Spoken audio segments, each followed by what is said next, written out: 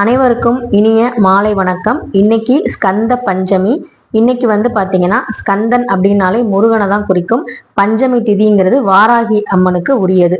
இன்னைக்கு பாத்தீங்கன்னா 1/8 வரைக்கும் பஞ்சமி இருக்கு. அதுக்கப்புறம் பாத்தீங்கன்னா சஷ்டி தொடங்குது.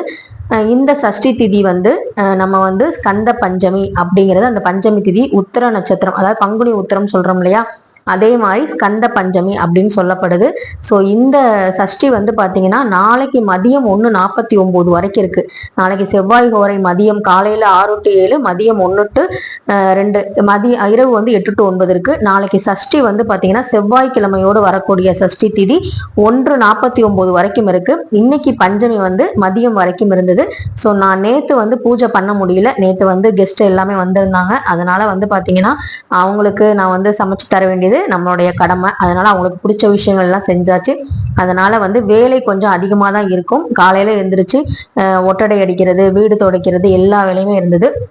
அதுவும் ஒரு வீட்டில் அசைவம் சமைக்கிறோம், அடுத்த நாள் பூஜை பண்றோம் அப்படின்னா வீட்டையே நம்ம ஃபுல்லா சுத்தம் பண்ண வேண்டிய ஒரு சூழ்நிலை இருக்கும். ஸோ அதை எல்லாமே நான் பண்ணிட்டேன். வீடு முழுக்க சுத்தம் பண்ணிட்டு அடுத்தது பாத்தீங்கன்னா பூஜை அறையும் கிளீன் பண்ணிட்டேன்.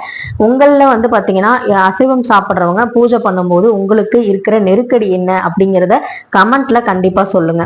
ஸோ பாத்தீங்கன்னா இன்னைக்கு வேலையும் அதிகம், நேத்தும் கொஞ்சம் வேலை அதிகமாக தான் இருந்தது. ஆனா பஞ்சமி திதி அன்னைக்கு அம்பால, அதுவும் வாராகி அம்பால வழிபடாம நம்மளால இருக்க முடியாது.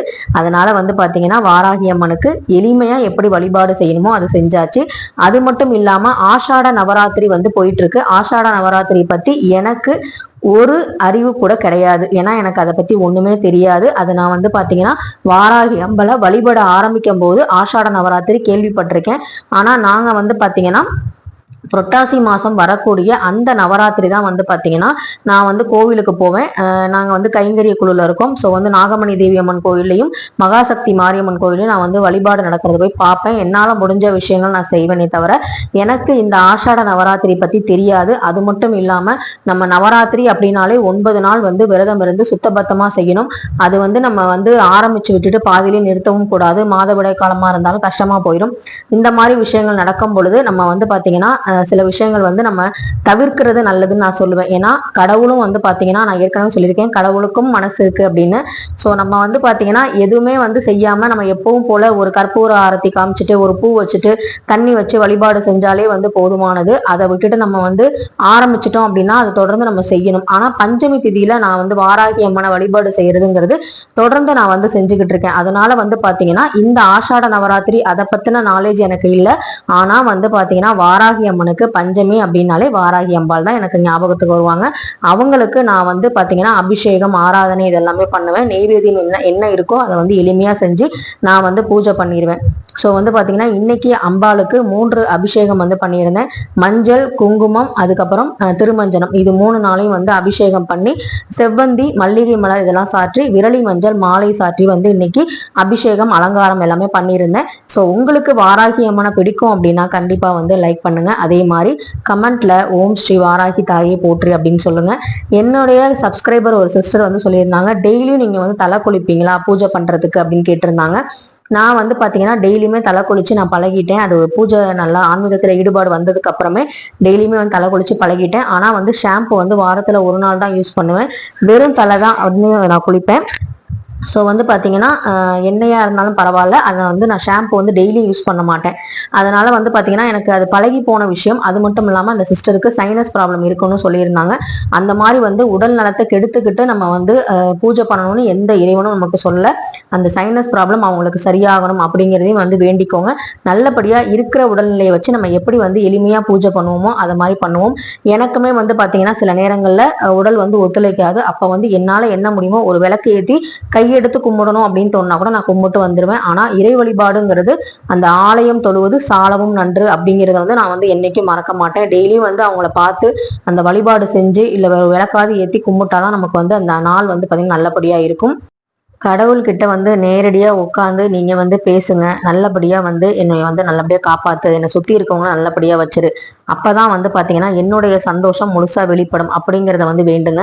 நம்ம மட்டும் நல்லா இருக்கணும், நான் மட்டும் நல்லா இருக்கணும், எனக்கு மட்டும் சொத்து சுகம் இருக்கணும் அப்படின்னு நம்ம நினைச்சு வேண்டணும் அப்படின்னா சுத்தி உள்ளவங்க எல்லாரும் கஷ்டப்படும் போது நம்ம மட்டும் சந்தோஷமா வந்து கண்டிப்பா வந்து இருக்க முடியாது.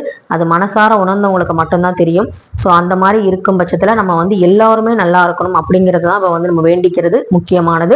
ஸோ அதுதான் வந்து உண்மையான ஆன்மீகம். வாராகி அம்பாள்கிட்ட நம்ம வந்து வேண்டும் போது ரொம்ப ரொம்ப கவனமா வேண்டணும். ஏன்னா அவங்களுக்கு வந்து கோபத்தை ஏற்படுத்துற மாதிரி எந்த ஒரு விஷயமும் நம்ம பண்ணக்கூடாது.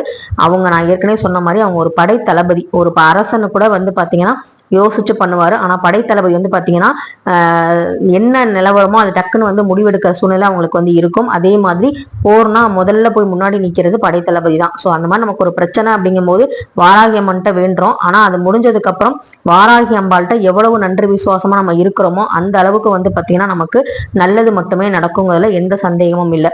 இப்ப வந்து சொல்லுவாங்க சில பேர், வாராகி அம்மனை நீங்க வழிபாடு செய்யாதீங்க, அவங்க வந்து ஒரு ஆக்ரோஷமான தெய்வம் அப்படின்னு சொல்லுவாங்க. யாருக்கிட்டதான் ஆக்ரோஷம் இல்லை அப்படின்னு நம்ம நினைக்கிறோம்? ஒரு பெத்த தாயில இருந்து, தகப்பன்ல இருந்து, குழந்தைகிட்ட இருந்து எல்லாத்துக்கிட்டுமே ஆக்ரோஷம்ங்கிற ஒரு குணாதிசயம் இருக்கும். அந்த ஆக்ரோஷத்தை எப்ப காட்டணும், யார்கிட்ட காட்டணும், எப்படி காட்டணும் அப்படிங்கிறது நமக்கு எப்படி தெரியுதோ, சாதாரண மனுஷங்க நமக்கே இப்படி தெரியும் போது நம்மளை படைச்ச ஆண்டவனுக்கு தெரியும். நம்ம எல்லார்கிட்டையும் ஆக்ரோஷத்தை வந்து அவங்க காமிப்பாங்களான்னு கேட்டா கண்டிப்பா கிடையாது. ஸோ வந்து வாராகி அம்மனை வந்து வழிபாடு செய்யறீங்க அப்படின்னா அது ஏன் வழிபாடு செய்யக்கூடாதுன்னு சொல்றாங்க அப்படின்னா அவங்களால வந்து கரெக்டா இருக்க முடியாது. ஒருவேளை வந்து பாத்தீங்கன்னா அவங்களால வந்து முழு மனதோட வந்து மனசு வந்து சுத்தமா இல்லையோ என்னமோ தெரியாது. ஆனா வாராகி அம்மனை நீங்க வழிபாடு செய்யாட்டியுமே வந்து பாத்தீங்கன்னா அவங்க நீங்க எந்த அம்பாளை வழிபட்டாலும் பஞ்சமி திதியில அந்த அம்பாளுடைய கருணை வந்து கண்டிப்பா கிடைக்கும். ஏன்னா பஞ்சமி திதி அப்படின்னாலே வந்து பாத்தீங்கன்னா அம்பாளுக்கு உரியதுதான். அதே மாதிரி நம்ம வீட்டுல வச்சு நமக்கு வந்து விருப்பம் இருக்கும், ஆனா நம்ம வீட்டுல உள்ளவங்களுக்கு விருப்பம் இருக்காது. அதுக்காக வந்து சண்டை போட்டு வாராகி அம்மனை கூட்டிட்டு வந்து உட்கார வச்சு அவங்க முன்னாடி சண்டை போட்டு தேவையில்லாத பேச்சுகள் பேச்சு அவங்கள வந்து வழிபாடு சரியா செய்யாம இருக்கிறதுக்கு பதிலா நம்ம வந்து கோவில்ல போய் சப்த கன்னிகள்ல இருக்கிற வாராகி அம்பாளுக்கு நம்மளால முடிஞ்ச விரலி மஞ்சள், குங்குமம் இதெல்லாம் வந்து சாத்தி நம்ம வந்து வழிபாடு செஞ்சுக்கலாம். ஏதோ உங்களால முடிஞ்ச வஸ்திரம் சாத்த முடிஞ்சா வருஷத்துக்கு ஒரு தடவை பஞ்சமி திதியில நீங்க வந்து வஸ்திரம் வந்து சாத்திக்கலாம். ஸோ அந்த மாதிரி நீங்க வந்து பிளான் பண்ணிக்கோங்க. எல்லாரும் கும்பிடுறாங்க, இவங்கெல்லாம் கும்பிடுறாங்க, நம்ம ஏன் கும்பிடக்கூடாது அப்படின்னு சொல்லி வீட்டுல ஒரு வாக்குவாதத்தோட இருந்ததுன்னா வாராகி அம்பாளுக்கு அது வந்து உகந்தது கிடையாது. அதனாலதான் வந்து வாராகி அம்மனை கும்பிடும் போது ரொம்ப கவனமா வந்து நம்ம கும்பிடணும். அது மட்டும் இல்லாம அவங்க கிட்ட இருக்கும்போது மன தூய்மை வந்து ரொம்ப ரொம்ப முக்கியம். மற்றவங்களுக்கு கெடுதல் நினைச்சிட்டு நம்மளால வந்து அவங்களுக்கு ஒரு விளக்கு கூட ஏத்த முடியாது. இதுதான் வந்து நிதர்சனமான உண்மை. இந்த வீடியோ உங்களுக்கு பிடிச்சிருந்தா கண்டிப்பா like, share, comment and subscribe பண்ணுங்க. நெக்ஸ்ட் வீடியோல பார்க்கலாம். நன்றி, வணக்கம்.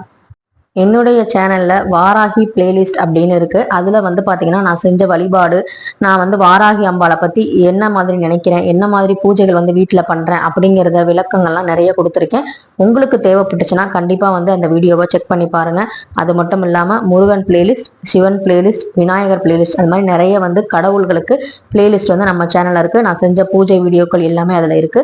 உங்களுக்கு தேவைப்படும் பட்சத்துல அதை வந்து நீங்க வந்து பார்த்துக்கலாம். ஏதாவது பயனுடைய வகையில இருந்ததுன்னா நீங்களும் வந்து அதை பயன்படுத்தி இறைவனோட அருளை வந்து பரிபூர்ணமா பெறலாம். ஸோ வந்து பாத்தீங்கன்னா ஆன்மீகம் என்பது ஒழுக்கம் மட்டுமே.